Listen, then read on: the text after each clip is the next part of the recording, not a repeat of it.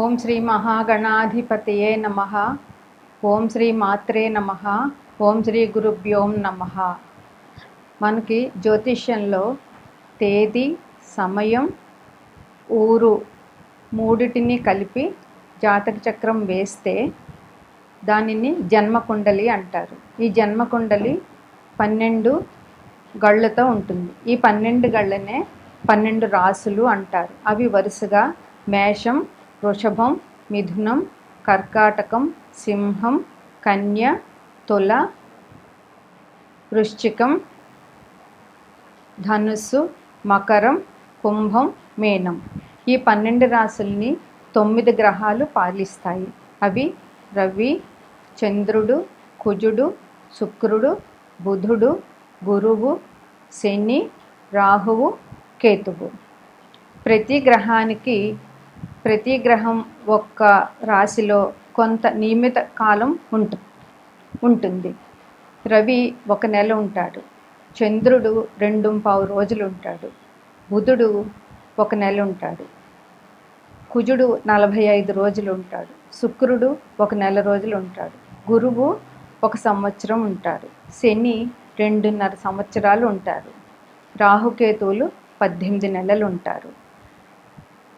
మే 1వ తారీఖు మధ్యాహ్నం 1 గంటకి గురువు మేషరాశి నుంచి వృషభ రాశిలోకి సంచారం ప్రారంభించారు.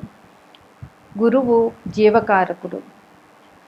వృషభ రాశిలో గురు సంచారం వల్ల 12 రాశుల వారికి ఎటువంటి ఫలితాలు వస్తాయి అన్నది ఈరోజు చర్చించుకుంటున్నాం. తులారాశి. తులారాశికి గురువు అష్టమంలో సంచారం. అష్టమం అంటే కష్టకాలం అనే చెప్పవచ్చు. వీరికి చాలా ప్రతికూలమైన సంచారం. గురుడు ఈ సంవత్సరం అంతా వీరికి లోహమూర్తిగా సంచారం చేస్తున్నారు. అందువల్ల లోహమూర్తి అంటే కూడా మనకి అభివృద్ధి తక్కువ.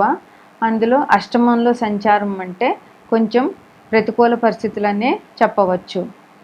వీరికి అత్యంత ప్రతికూలమైన సమయంగా ఈ సంవత్సరం మనం చెప్పవచ్చు. మనోబలం తగ్గుతుంది. ఆత్మవిశ్వాసం కూడా తగ్గుతుంది. ఏ వ్యవహారమైనా 1-2 సార్లు చేస్తేనే కానీ పని పూర్తయ్యే పరిస్థితి ఉండదు. ఆకస్మికంగా ధన నష్టం జరుగుతుంది. ఆరోగ్య సమస్యలు పెరుగుతాయి. ప్రభుత్వ నుంచి వచ్చే జరిమానాలు ఎక్కువగా వీరికి ఉండే అవకాశం ఉంది. ప్రణాళికలు సఫలీకృతం కాకపోవడం, అనవసర భయాందోళనలు వీరికి ఈ సంవత్సరం అంతా ఉండగలవు. అయితే జన్మజాతకంలో గురువు స్థానాన్ని బట్టి కొంచెం బాగుంటే గురువు మంచి ఫలితాలు ఉండగలవు. వీరికి గురుని దృష్టి ద్వితీయ, వ్యయ, చతుర్థ స్థానాల మీద ఉండడం వల్ల ఖర్చుల విషయంలో ఆచితూచి వ్యవహరించాలి. ఎన్ని ఇబ్బందులు ఎదురవుతున్నా కూడా అవసరానికి ధనం వస్తుంది, కానీ వచ్చిన ధనం వచ్చినట్లే ఖర్చు అవుతుంది. గురువులకు జపాలు, తర్పణాలు, హోమాలు నిర్వహించడం మంచిది. ఈ రాశివారు గురు పాదుకా స్తోత్రాన్ని నిత్యం పఠించాలి. గోచార గురువు వివిధ రాశులలో ప్రతికూలమైనటువంటి ఫలితాలు ప్రభావం తగ్గడానికి గురుగ్రహ పరిహారాలు ఏం చేయాలంటే, గురుగ్రహ జపం 16,000 చేయాలి. హయగ్రీవ మంత్రం చదవడం, దత్తాత్రేయ వజ్రకవచం, మేధా దక్షిణామూర్తి స్తోత్ర పారాయణం, హయగ్రీవ స్తోత్రం, రాఘవేంద్ర స్వామి స్తోత్రం చేయాలి. ప్రతి నెల ఒక్కసారి దక్షిణామూర్తికి అభిషేకం చేయించాలి. గణపతి హోమం, దక్షిణామూర్తి హోమం పసుపు కొమ్ములతో, గురుగ్రహ మంత్రం రుద్రహోమం, సంతానం కోసం సంతాన పాశుపత హోమం, లక్ష్మీ హయగ్రీవ మంత్రంతో హోమం చేయొచ్చు. దానం. గురువారం రోజు శనగలు కానీ, తీపి పదార్థాలు కానీ, మెంతులు, బెల్లం, పసుపు, అరటి పండ్లు, మామిడి పండ్లు, పసుపు వస్త్రాలు, గోవు, పసుపు కొమ్ములు మొదలైనవి దానం చేయడం వల్ల వీరికి ప్రతికూల పరిస్థితులు కొంచెం వరకు తగ్గుతాయి. దత్తాత్రేయ స్వామి, శ్రీ సాయిబాబా, హయగ్రీవ స్వామి, హనుమంతుడు, దక్షిణామూర్తి వీరి పూజలు చేయడం వల్ల మంచి అవకాశాలు ఉంటాయి. నమస్కారం. వృశ్చిక రాశి వీరికి గురువు సప్తమ స్థానంలో సంచారం. సప్తమ స్థానం అంటే కళత్ర స్థానం, పార్ట్నర్షిప్. తామ్రమూర్తిగా సంచారం. గురుడు వృశ్చిక రాశి వారికి ఈ సంవత్సరం చాలా మంచి ఫలితాలు ఇస్తున్నారనే చెప్పవచ్చు. వీరికి ఆర్థికంగా మంచి అభివృద్ధి ఉంటుంది. ఉద్యోగంలో ప్రమోషన్లకి అవకాశం ఉంటుంది. ఉద్యోగం రాని వారికి ఉద్యోగ అవకాశాలు ఉన్నాయి. సంతానం లేని వారికి సంతానం కలుగుతుంది. సంతానం ఉన్నవారికి మంచి అభివృద్ధి జరుగుతుంది. వీరికి తృతీయ స్థానాన్ని గురువు వీక్షించడం వల్ల సోదరులకి, సోదరీమణులకి ఆర్థికంగా అభివృద్ధి ఉంటుంది. గురువు తృతీయ దృష్టి వల్ల సోదర సోదరీమణుల సహాయ సహకారాలు ఈ వృశ్చిక రాశి వారికి లభిస్తాయి. సప్తమంలో గురువు సంచారం వల్ల భాగస్వామితో విభేదాలు లేకుండా ఆనందంగా, ఆరోగ్యంగా ఉండగలుగుతారు. కుటుంబంలో సౌఖ్యం ఉంటుంది. పెద్దలను గౌరవించడం, అతిథి మర్యాదలు, దైవ కార్యాలు చేస్తారు.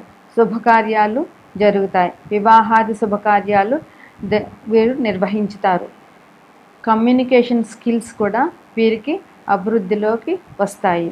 విద్యార్థులు డిబేట్ లాంటి వాటిలో పార్టిసిపేట్ చేసినా కూడా చాలా బాగా అభివృద్ధిలోకి వస్తారు. ధనలాభం ఉంటుంది.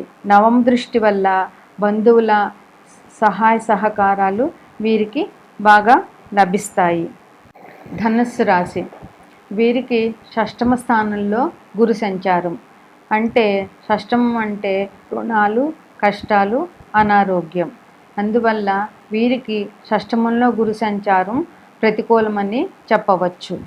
షష్టమంలో గురు సంచారం వల్ల అనవసరమైన రుణాలు, అప్పులు, ఖర్చులు చాలా పెరుగుతాయి. రజితమూర్తిగా వీరికి షష్టమంలో గురు సంచారం జరుగుతుంది. అంటే ప్రతికూల ఫలితాలే ఎక్కువగా ఉంటాయి. బంధుమిత్రులతో భేదాభిప్రాయాలు ఉంటాయి. ఇరుగు పొరుగుతో కూడా సహాయ సహకారాలు ఉండవు. ఆరోగ్య విషయంలో చాలా శ్రద్ధ వహించాల్సి ఉంటుంది. గురుడు కుటుంబ, పుత్ర, ధనకారకుడు 6వ స్థానంలో సంచారం వల్ల వీరికి సంతానపరమైన సమస్యలు జరుగుతాయి. ధన సంబంధమైన ఖర్చులు జరుగుతాయి. కుటుంబ విషయాల్లో కూడా సహాయ సహకారాలు లోపిస్తాయి. కుటుంబంలో సమస్యలు, ఇబ్బందులు తలెత్తే అవకాశం ఎక్కువగా ఉంది. అనవసరమైన ఖర్చులు ఎక్కువ అవుతాయి. శక్తికి మించిన ఆదాయాన్ని ఖర్చు పెట్టడం ద్వారా వీరు చిక్కులలో పడే అవకాశం ఉన్నది. విద్యార్థులు విద్య విషయంలో శ్రద్ధ చూపించాలి. ఉద్యోగులు తమ కార్యక్రమాలలో శ్రద్ధగా పనిచేయాలి. లేదంటే ఉద్యోగంలో కూడా సమస్యలు తలెత్తే అవకాశం ఉంటుంది. నిరుద్యోగులకు అధిక శ్రమ వల్ల కానీ ఉద్యోగాలు వచ్చే అవకాశం లేదు. ప్రమోషన్ వంటి వ్యవహారాలపై వీరికి ఈ సంవత్సరం కొంచెం నిరాశనే చెప్పవచ్చు. అధిక శ్రమ వల్ల, ఉద్యోగంలో అధిక శ్రమ వల్ల వీరికి చాలా శ్రమ, నిరాశ, నిస్పృహలు వచ్చే అవకాశం ఉన్నది. గృహం, స్థలం అమ్మకాలు వంటివి ప్రయత్నాలు ఫలిస్తాయి. పై అధికారుల సహకారం తగ్గడం వల్ల వీరికి ఉద్యోగంలో చిక్కులు ఎదుర్కొనే అవకాశం చాలా ఉన్నది. ఎన్ని ఇబ్బందులు ఉన్నా కూడా తగిన సమయానికి ధనం అందుతుంది. కానీ వచ్చిన ధనం వచ్చినట్లే ఖర్చు అయిపోయే అవకాశం కూడా వీరికి చాలా ఉన్నది.